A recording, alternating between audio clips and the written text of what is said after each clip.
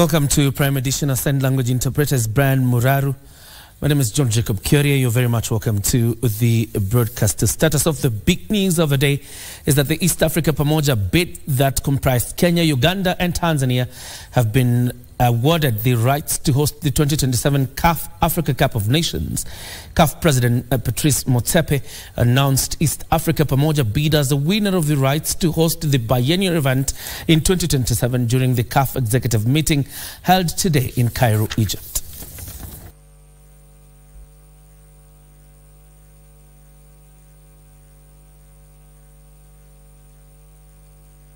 The country that EXCO has voted for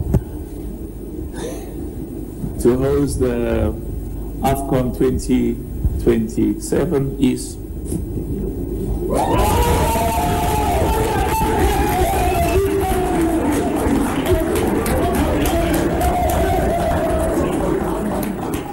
The Africa Cup of Nations will be held in East Africa for the first time in the history of the continental showpiece, after Kenya, Uganda and Tanzania were awarded the bid to host the 2027 Africa Cup of Nations. Confederation of African Football announced the news today during CAF Executive meeting in Cairo, Egypt. Speaking during the event in Cairo, CAF President Patrice Motsepe celebrated the news, saying that the future of African football has never been brighter. The support, the infrastructure, the cooperation, and we will be sending teams on an ongoing basis to form an evaluation of the progress that's been made. But because the key is we are absolutely determined to maintain the highest possible standards for African football. He suggested that an African nation would win the World Cup in the near future.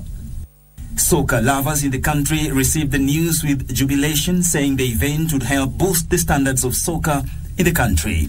Kwa kweli ni furaha kubwa sana. Tumekaa na hili jambo miaka mingi sana, na leo limetujia, lazima tufurahike. Kitu muhimu ni kuona kuwa tunakuwa na mipangilio mizuri, tuiandae timu yetu mpaka ifikapo miaka hiyo wao kwa sawasawa wajiandae vizuri ili tuwe na msisimko katika hiyo tournament itakayokuja 2027.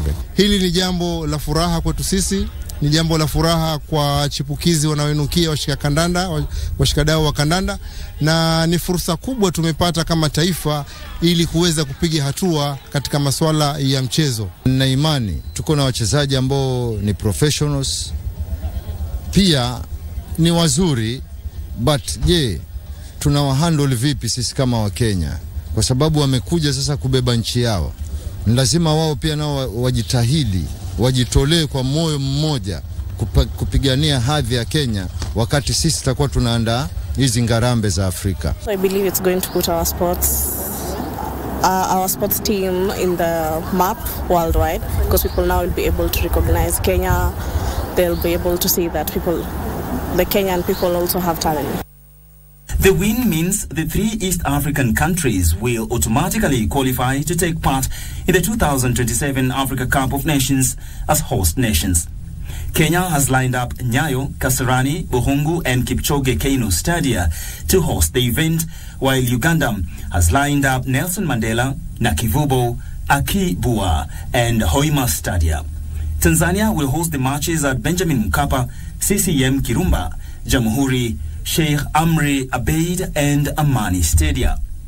Meanwhile, Morocco won the rights to host the 2025 showpiece after Algeria and Nigeria withdrew.